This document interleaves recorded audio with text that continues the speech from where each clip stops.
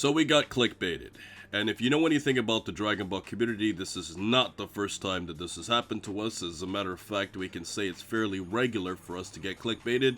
But approximately a month ago, Victory Uchida promoted the last V-Jump issue, hyping up the end of Chapter 99 and going into Chapter 100, saying that something unbelievable and unexpected is going to happen, along with crazy developments that we should look forward to. And after reading the entire chapter twice, it was basically just a redone version of the Dragon Ball superhero movie. Now, I don't think it was a bad chapter by any stretch. As a matter of fact, I feel like there's definitely some cool talking points about it and some differences that we saw from the movie adaptation, but all in all, we weren't looking forward to reading this chapter to really find anything like that. We were looking forward to seeing something along the lines of some huge development going into the next art and whatnot, and when we look at the actual chapter itself, all of it was completely clickbaited. There were really no new cool developments at all. I mean, the closest thing you could think to it would be the end where Whis was talking about my oh my, what was Bulma calling me about, but if you watch the movie, that was a scene that was directly taken from the film, and when you look at it from the manga, it was just Bulma calling for help because of all the stuff that was going on planet Earth. And you also have the other scene where you could also see near the end that the remnants of the restructured Red Ribbon Army are making plans to fight again in the future by going back to Red Pharmaceuticals. But there was really no development with that. It was just showing us that they had survived. So when you look at this all in all, it's one of those situations where it's like, where was all of this hype supposed to go? Now, to be specific, guys, I do feel like some differences between this manga chapter and the actual movie itself was the fact that Gohan struggled a lot more in the quote-unquote clash near the end, where as Beast Gohan, he basically just fired the Makanko Suppose Special Beam Cannon Light of Death, whichever you want to call it, and it just ran straight through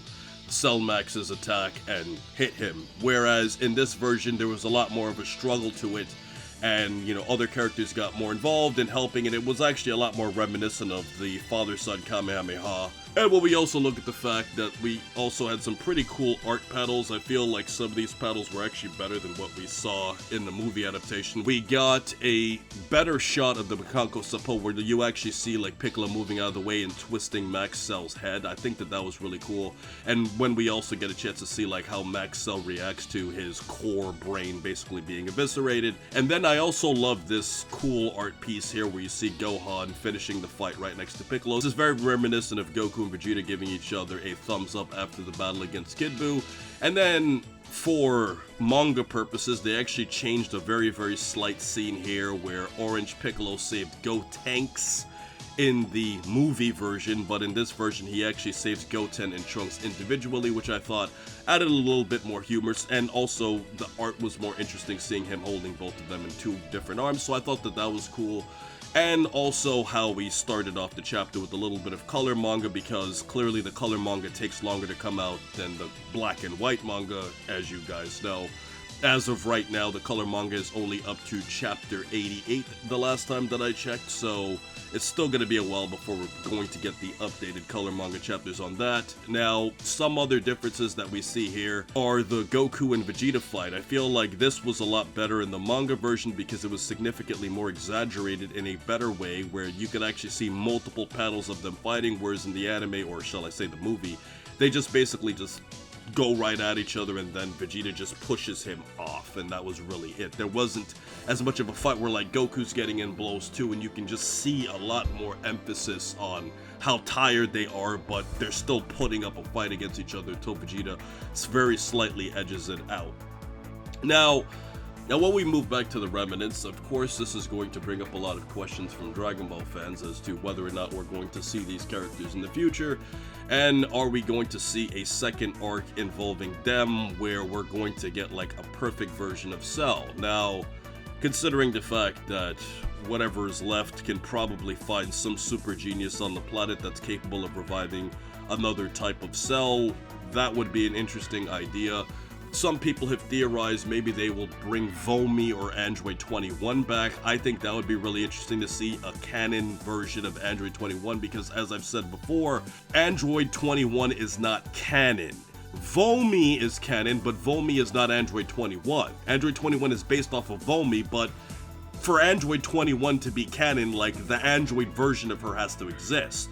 So Dragon Ball has effectively canonized the Vomi original character that she was modeled after, but the actual character of Android 21 herself being this Majin creation for what we saw in Fighters and all of that, that doesn't exist, and it would be interesting to see if they could somehow resurrect her and use her character to bring back an even more powerful version of Cell, very similar to some of her ambitions that we saw in Fighters. And as far as fan service is concerned, I mean, the internet is already flooded with Android 21 fan service, so it wouldn't really add much to that. But the idea of having a perfect version of Max Cell instead of being in this semi-perfect form is an interesting idea for Dragon Ball, and I definitely feel like if we were to get something like this, it would make the plot more interesting, because we would assume that if it took Gohan and Piccolo so much to defeat Max Cell, then it would take a lot more to defeat a perfect version, which would require the help of Goku and Vegeta. But then again, it would also feel kind of out of place, because it's like you just spent an entire arc going through this, and then you're just going to do a part 2 right away. It would just feel a little too underwhelming for the Dragon Ball fanbase, especially when we've already been left on a cliffhanger for what's going to happen with Black Frieza at the beginning of this chapter, where we see Vegeta looking up into the sky and seeing Black Frieza and all of the hype that happened with Black Frieza. So as a result of it, I just don't think that if we ever do see something like this, it's going to happen right away. There's going to have to probably be an arc in between, or potentially filler. Now, something else about this chapter that was worth mentioning is the awareness of the angels. And something about the angels in Dragon Ball is how aware are they of what's actually going on in the universe. Now, obviously, their spear can give them certain information about certain things, but Whis is clearly not fully knowledgeable about everything that goes on, because if he was, he clearly would have been somewhat self-aware of what was happening on planet Earth. So it's one of those things where it does seem like the angels kind of live in their own realm, and only sometimes, if somebody's really paying attention, or some other gods and such,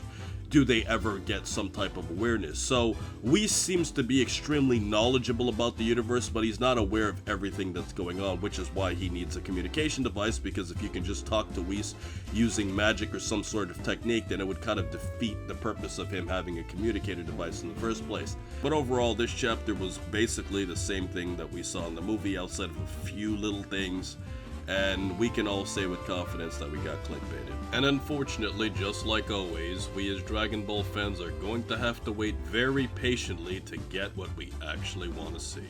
How far could it have gone?